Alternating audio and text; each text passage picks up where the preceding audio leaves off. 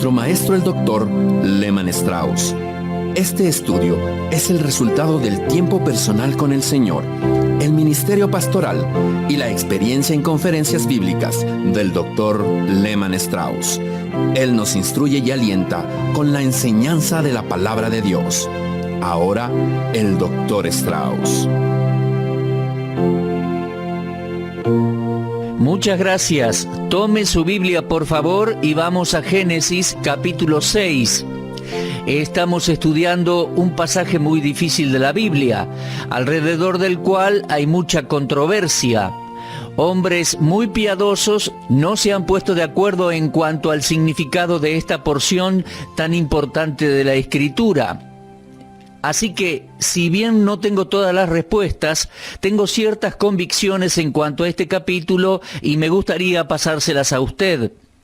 Lo que yo opino en cuanto a Génesis 6, respecto a quiénes son los hijos de Dios y las hijas de los hombres en este capítulo. Pero antes de avanzar, vamos a orar a Dios. Amado Padre, te agradecemos por tu palabra. Más allá de la interpretación que uno pueda imponer a ciertos pasajes, te pedimos que cualquier diferencia de opinión no rompa nuestra comunión ni vaya a crear ningún tipo de división entre los creyentes. Creemos que las divergencias en cuanto a este pasaje no son fundamentales y te pedimos que bendigas la verdad impartida a nuestros corazones y que nos ayudes a ver el significado de estos versículos. Te lo pedimos en el nombre del Señor Jesucristo. Amén. En nuestro estudio de Génesis capítulo 6 ya hemos visto que hay dos puntos de vista en los cuales maestros bíblicos buenos y piadosos no se ponen de acuerdo. Están los que se aferran a la idea de que los hijos de Dios, que aparecen aquí en Génesis 6, son demonios. Y otros tienen la idea de que son la descendencia piadosa de Adán y Set.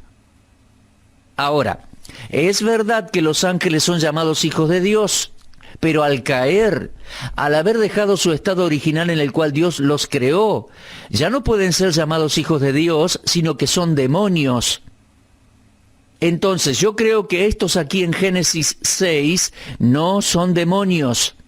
Si fueran demonios, la Biblia hubiera dicho diablos o demonios.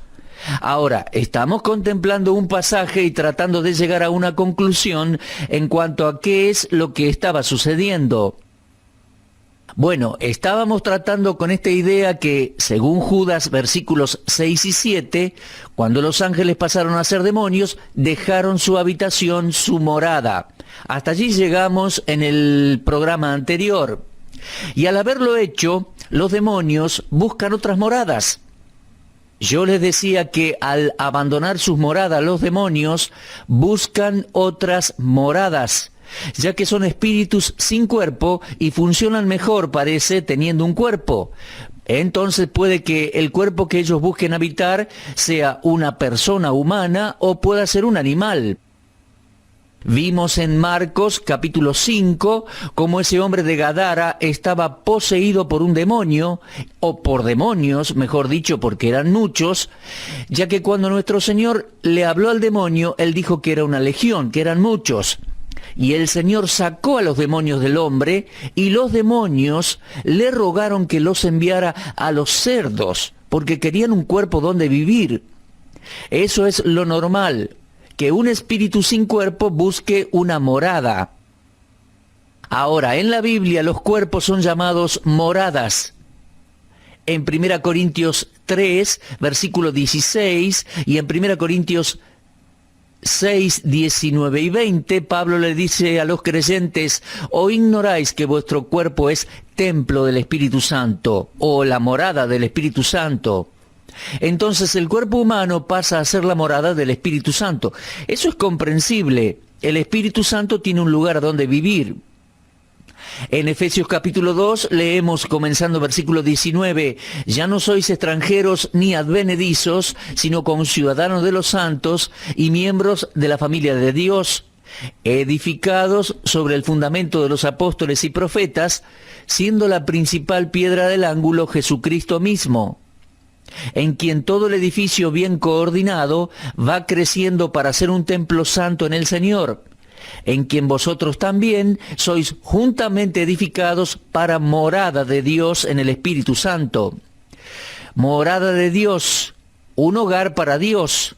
Y Judas dijo que los ángeles dejaron su morada. Es perfectamente natural, normal, que un espíritu more en un cuerpo, pero ese espíritu debe funcionar por medio de un cuerpo. Un espíritu sin un cuerpo no puede de ninguna manera tener relaciones sexuales con una mujer, producir hijos o un embarazo.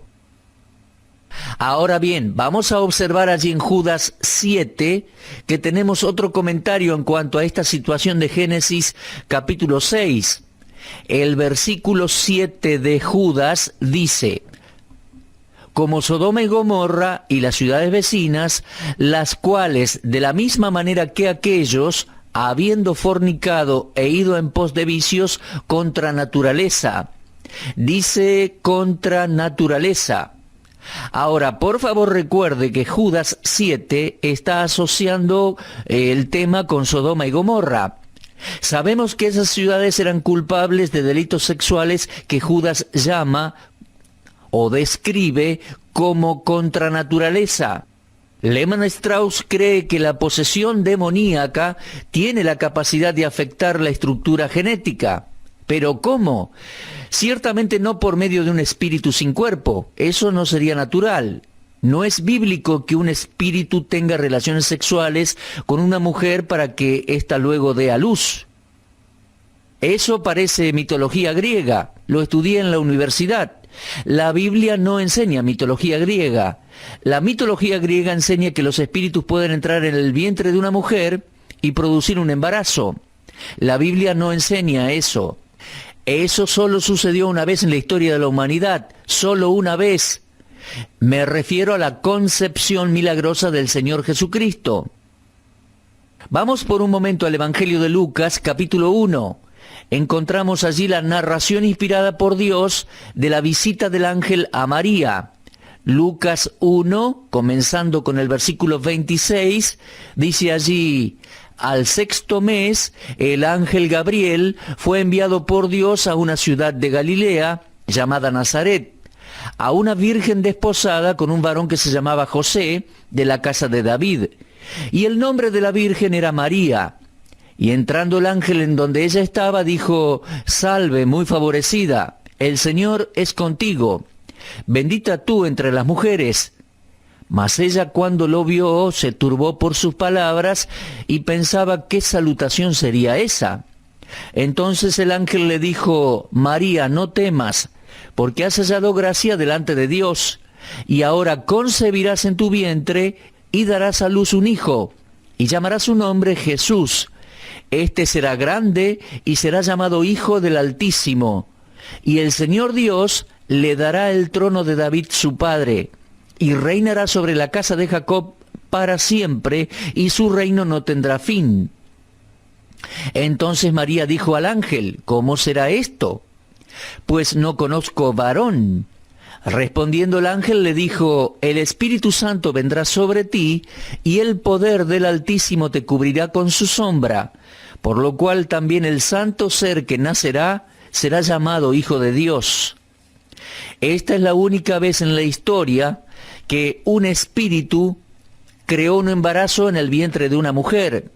Ella era virgen. Estamos hablando del Espíritu Santo.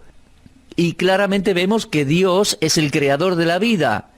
Dios creó los cielos y la tierra, Dios creó al hombre. Dios mismo, solo Dios, podía causar este milagro. Estamos hablando del Espíritu Santo, no de un espíritu cualquiera. Y que alguien enseñe que un espíritu malo puede hacer que una mujer conciba, es decir, que el diablo pueda crear vida, yo creo que eso jamás puede suceder. Cada niño que nace en este mundo, a excepción del Señor Jesucristo, debe tener un padre humano. Ahora bien, la única manera en la actualidad sería por medio de una persona endemoniada, Una persona poseída por el diablo puede tener relaciones sexuales y puede que nazca un hijo como producto de eso, y sería una monstruosidad como la que vemos en Génesis 6. Leo allí en Génesis 6:4, había gigantes en la tierra en aquellos días. Ahora, no dice que la relación entre los hijos de Dios y las hijas de los hombres engendraron esos gigantes. La Biblia, el texto allí, no lo dice así. Si alguien dice que un demonio mantuvo una relación con una mujer en Génesis 6 y resultó en gigantes, debo decirle, la Biblia no dice eso. El versículo 4 dice, había gigantes en la tierra en aquellos días. No que este tipo de relaciones produjeron gigantes. Y además ahí también leemos, y también después que se llegaron los hijos de Dios a las hijas de los hombres y les engendraron hijos. También después. Lo puede ver, había gigantes antes y también después. Dice el texto, también después que se llegaron los hijos de Dios a las hijas de los hombres y les engendraron hijos. La única posibilidad que puedo ver aquí es que una persona poseída por el demonio estuviera involucrada en ese tipo de relación. Pero creo que estamos pasando por alto la enseñanza. ¿Cuál es el punto principal en Génesis 6? No creo que sea el argumento entre los hijos de Dios y las hijas de los hombres. Creo que el verdadero punto aquí, mi amigo, es que tenemos una alianza que no es santa. Ese es el punto principal de este pasaje.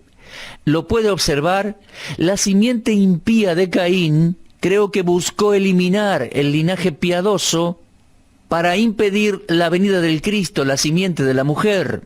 Y al no tener éxito, ya que Dios le dio otro hijo a Adán y a Eva, el cual se llamó Set, cuando el diablo no pudo tener éxito al asesinar, buscó otra opción, la mezcla.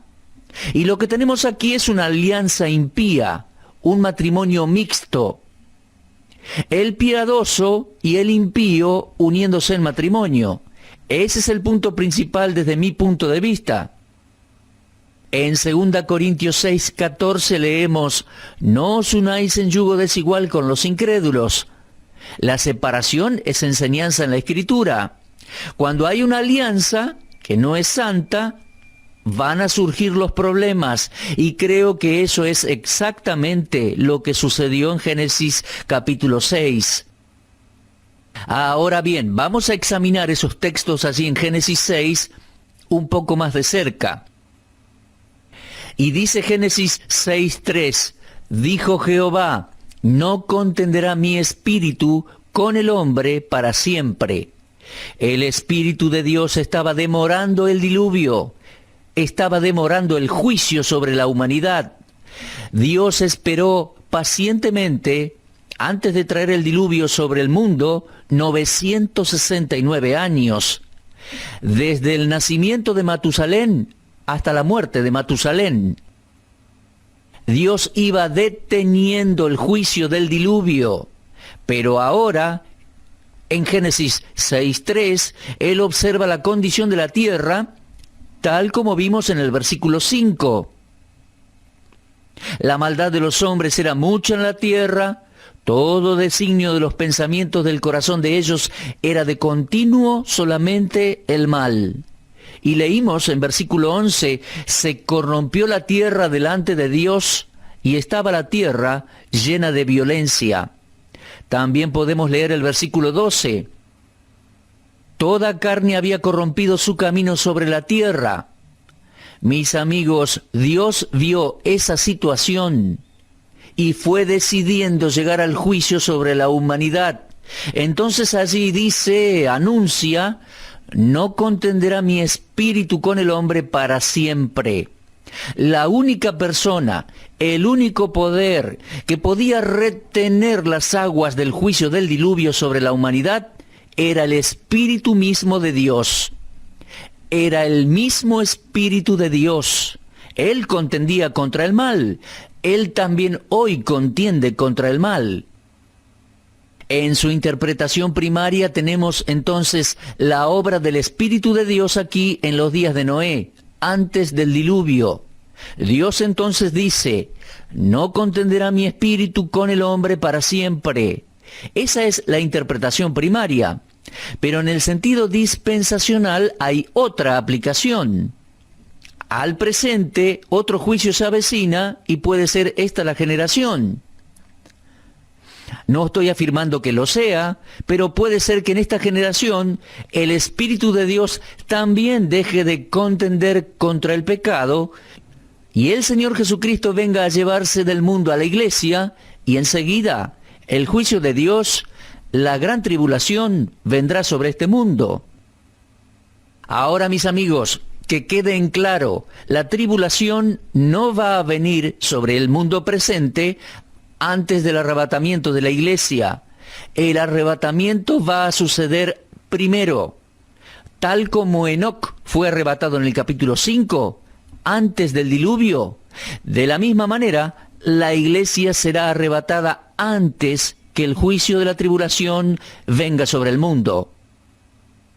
Leemos allá en Génesis 6 la obra del Espíritu Santo contendiendo contra el pecado del mundo. Y Dios dice, no contenderá mi espíritu con el hombre para siempre. Vamos a leer otros textos allí en el Evangelio de Juan, capítulo 16, versículos 7 y 8. El Señor dijo en aquella oportunidad, yo os digo la verdad, os conviene que yo me vaya, porque si no me fuera, el Consolador no vendría a vosotros, mas si me fuere, os lo enviaré. Y cuando Él venga, convencerá al mundo de pecado, de justicia y de juicio. Entonces el Espíritu Santo hoy, habitando la iglesia, y por medio de la predicación y la enseñanza de la palabra de Dios, va contendiendo con la humanidad. Pero eso no será para siempre, eso se va a terminar. Lo mismo dijo Dios en aquellos días de Noé, no contenderá mi espíritu con el hombre para siempre, porque ciertamente él es carne, mas serán sus días 120 años. Esos 120 años era el tiempo que Dios le dio a Noé para predicar el Evangelio y preparar el arca. Por 120 años, Noé, mientras trabajaba para construir el arca, predicó el mensaje de salvación, pero la gente no lo escucharía.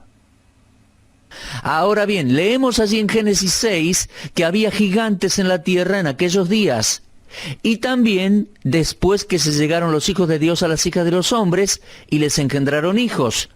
Estos fueron los valientes que desde la antigüedad fueron varones de renombre.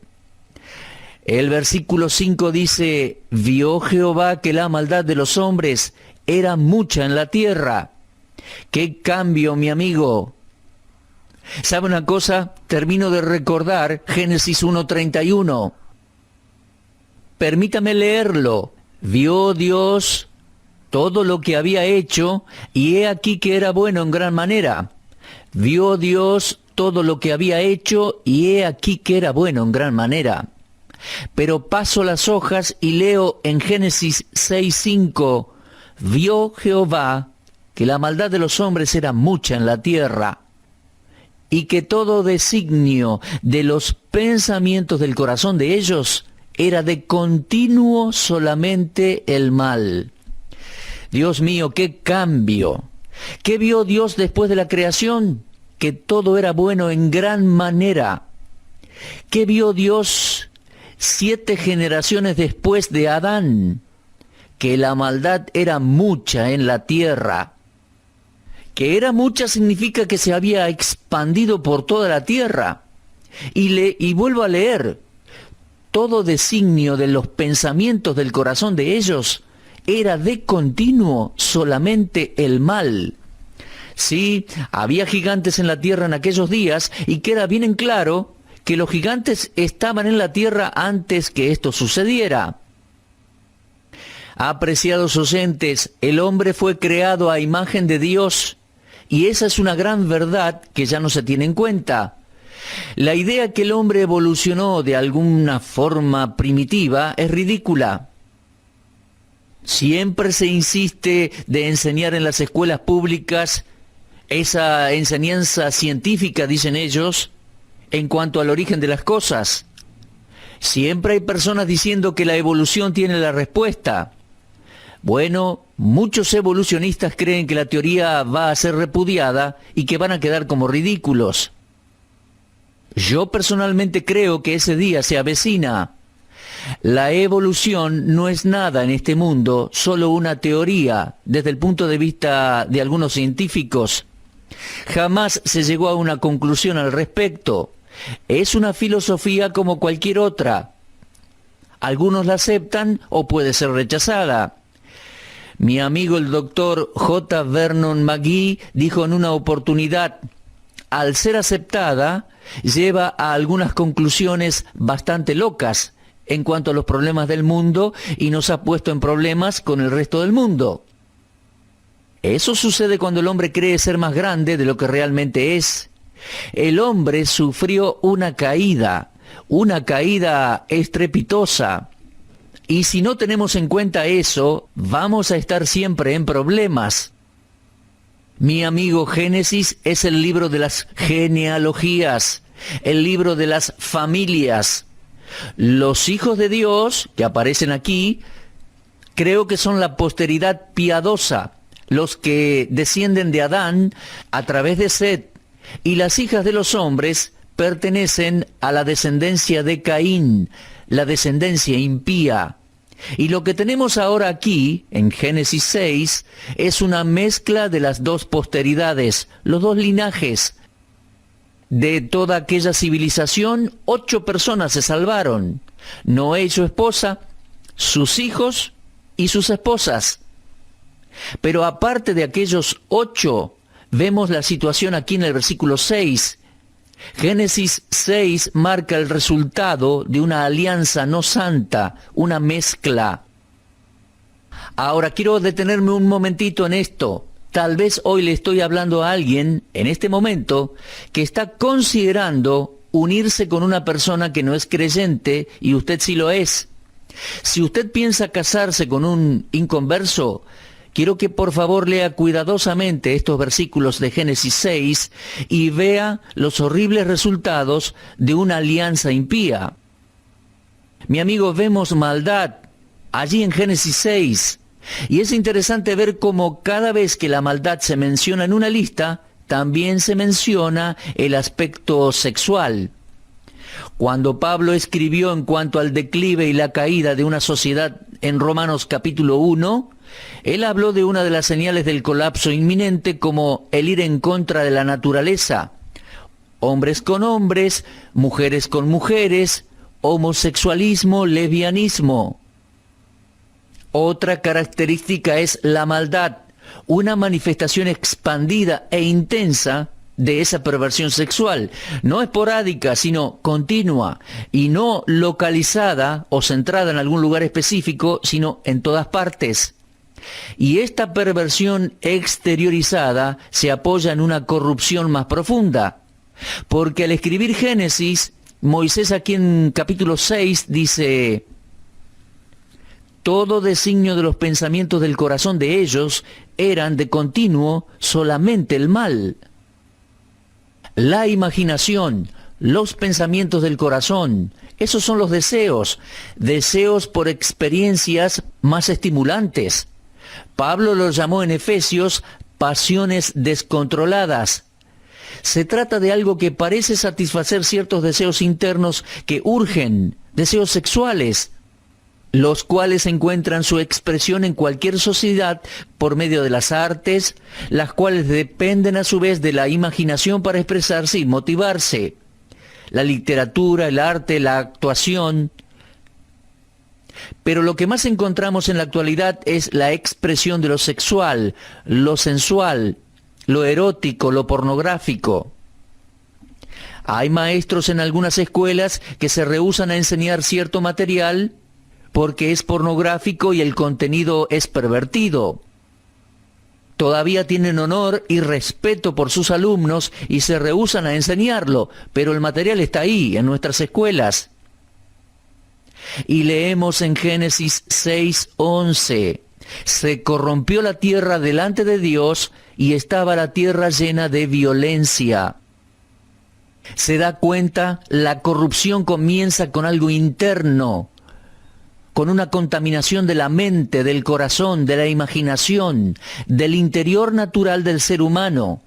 Y el resultado siempre es el mismo: destrucción, epidemia de crueldad y violencia que llevan al colapso de la civilización. Es algo para pensar, mi amigo. Vivimos en una época en la cual hay que preguntarse: ¿hasta cuándo va a durar esta civilización? ¿Por cuánto tiempo más va a existir? El camino amplio lleva a la destrucción. Bueno, tenemos entonces un panorama de las condiciones del mundo allá en Génesis 6, antes del diluvio. Y Jesús dijo: mas como en los tiempos de Noé, así será la futura venida del Hijo de Dios. ¡Qué panorama que tenemos, eh! Entonces, en Génesis 6, lo que tenemos es simplemente una alianza incompatible. Incrédulos y malvados, personas controladas por el diablo, uniéndose en matrimonio con creyentes, y eso jamás produce algo bueno. Aquí tenemos una sociedad pervertida.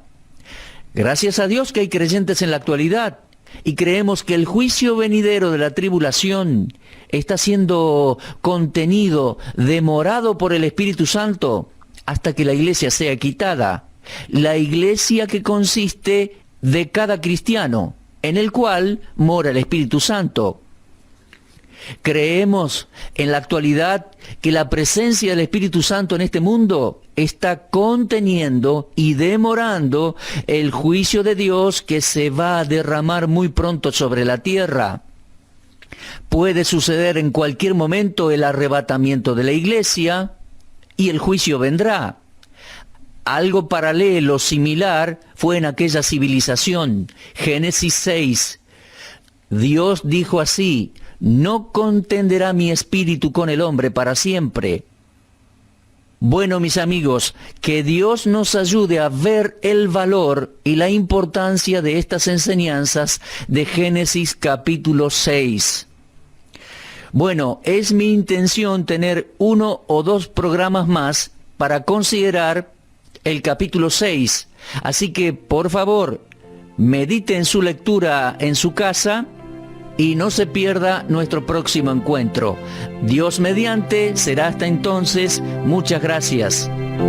Usted estuvo escuchando Hora de Estudio Bíblico con el maestro el doctor Lehman Strauss. Si desea escuchar una vez más este mensaje, visite nuestra página en la internet www.bbnradio.org. Le dejamos la invitación para que el día de mañana nos acompañe aquí, en este mismo horario y punto del dial.